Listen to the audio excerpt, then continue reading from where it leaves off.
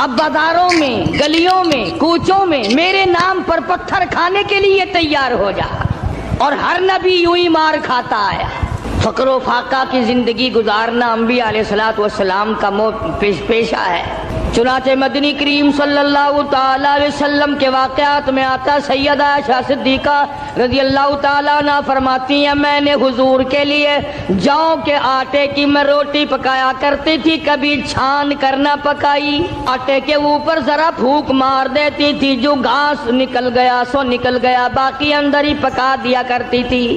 فرماتی ہیں زیتون کے تیل کا ڈبہ تھا، ختم ہو چکا تھا، ذرا سی تل چھٹ سی باقی تھی، میں نے گاد میں انگلی ڈال کر جو کی روٹی پہ انگلی پھیر دی، چپڑ دی، مدنی کریم صلی اللہ علیہ وسلم کے سامنے رکھ دی، آپ نے بسم اللہ پڑھ کے تناول فرمانی شروع کر دی۔ اس کے بعد فرمانے لگے، او عائشہ، رب العالمین کی یہاں اس اتنی بڑی نعمت کا بھی حساب ہوگا۔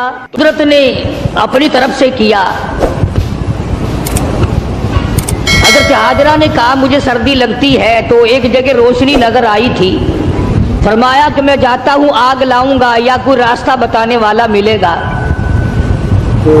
جب وہاں پہنچے تو آواز آئی، انی انا ربک، ایک موسیٰ میں تیرا رب ہوں، یہاں آگ واگ نہیں، میں تیرا پروردگار ہوں۔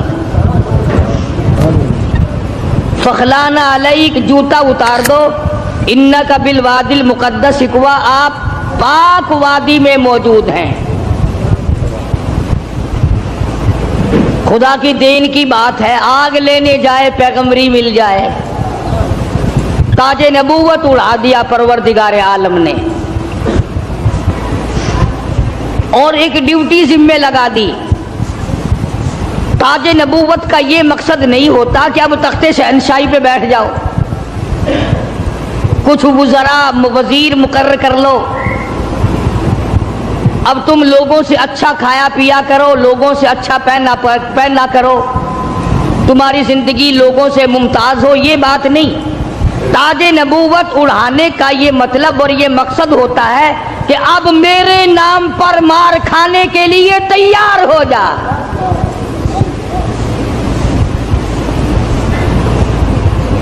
اب بازاروں میں، گلیوں میں، کوچوں میں میرے نام پر پتھر کھانے کے لیے تیار ہو جا،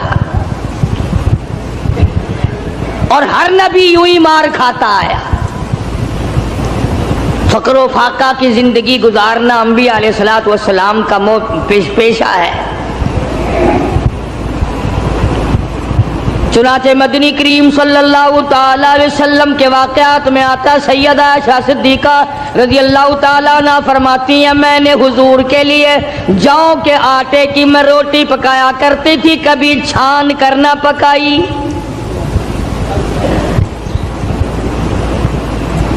آٹے کے اوپر ذرا پھونک مار دیتی تھی، جو گھاس نکل گیا سو نکل گیا، باقی اندر ہی پکا دیا کرتی تھی۔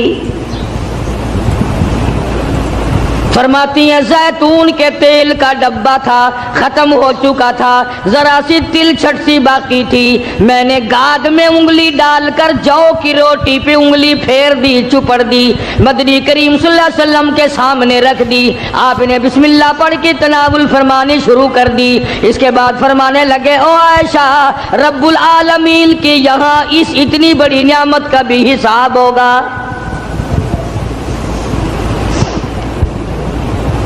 تو بتانا یہ چاہتا تھا کہ تاج نبوت اڑانے کا یہ مقصد ہرگز نہیں ہوتا۔ اب تخت شہنشاہی تمہیں ملے گا، اب دولت کی تم مالک بن جاؤ گے، اب رقبے کے مالک بن جاؤ گے، اب لوگوں کے حکمران بن جاؤ گے، بلکہ نہیں، تاج نبوت صرف اس لیے اڑایا جاتا ہے، اب تو تمہارا پکا یہی کام ہوگا، زبان تیری ہوگی، نام میرا ہوگا، پتھر لوگوں کے ہوں گے، مار کھاتے جانا۔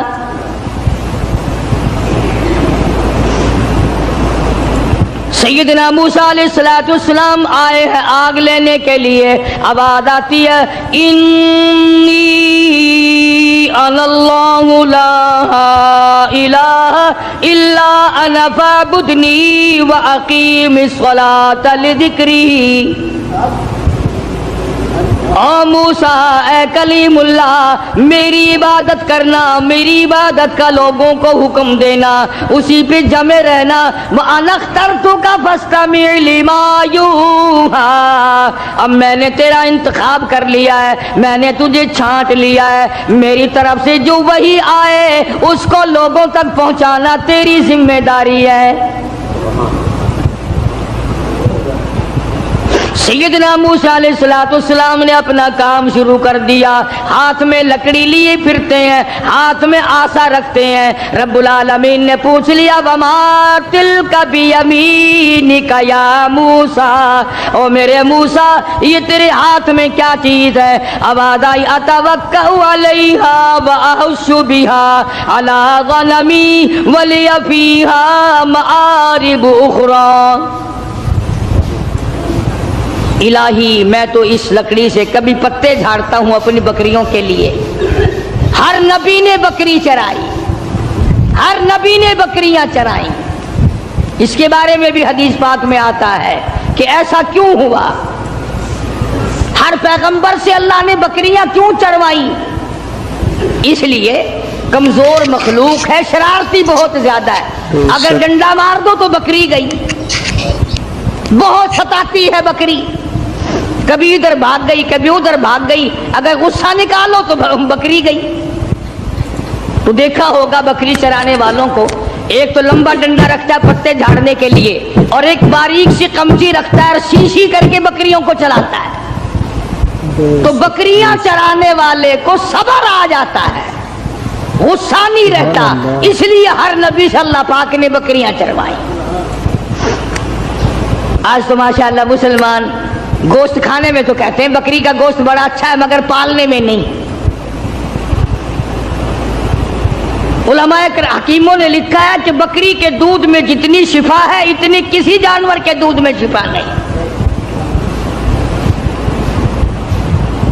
تو موسیٰ علیہ السلام کو اللہ تبارک و تعالیٰ نے حکم دیا جاؤ اس فرعون کے پاس، میرا نام اسے جا کر بتاؤ جو خدا بنا بیٹھا ہے، جو میرے مقابلے میں خدا بن گیا ہے، اور میں نے اس کو اتنی ڈھیل دے رکھی ہے، 400 سال گزر گئے کبھی سر میں درد نہیں ہوا، 400 سال گزر گئے، اتنی لمبی عمریں تھی۔ آج کل تو تھوڑی سی عمر میں گناہوں کی زیادہ گٹھڑی بن جاتی ہے، شکر ہے زیادہ عمر نہیں ہے۔ اگر ہماری عمریں 400 سال ہوں، کون سی نیکی کریں گے، کون سی عبادت کریں گے، اور گناہوں کی گٹھڑی وزنی بنے گی۔ اس وقت بھی جو زیادہ عمر پاتا ہے وہ نیکیاں کم کر پاتا ہے، رات دن برباد ہو رہے ہیں۔ تو موسیٰ علیہ السلام نے دعا مانگی، قال رب اشرح لی صدری ویسر لی امری واحلل عقدۃ من لسانی یفقہوا قولی۔ اور میرے پروردگار میں تیرا نام لے کر اس کے پاس جاؤں گا، فرعون کو تبلیغ کرنے جاؤں گا، میری زبان میں تاثیر پیدا کر دے، میری زبان میں اثر پیدا کر دے۔ خدا کی قسم نبی اپنے آپ کو کتنا مجبور سمجھتا ہے، زبان کی تاثیر بھی اللہ سے مانگ رہا ہے، اور فرمایا واحلل عقدۃ من لسانی، میری زبان کی گرہ کو کھول دے، میری زبان کو آسان کر دے، یفقہوا قولی، اسے بھی ہدایت کی توفیق دے تاکہ وہ میری بات کو سمجھ سکے۔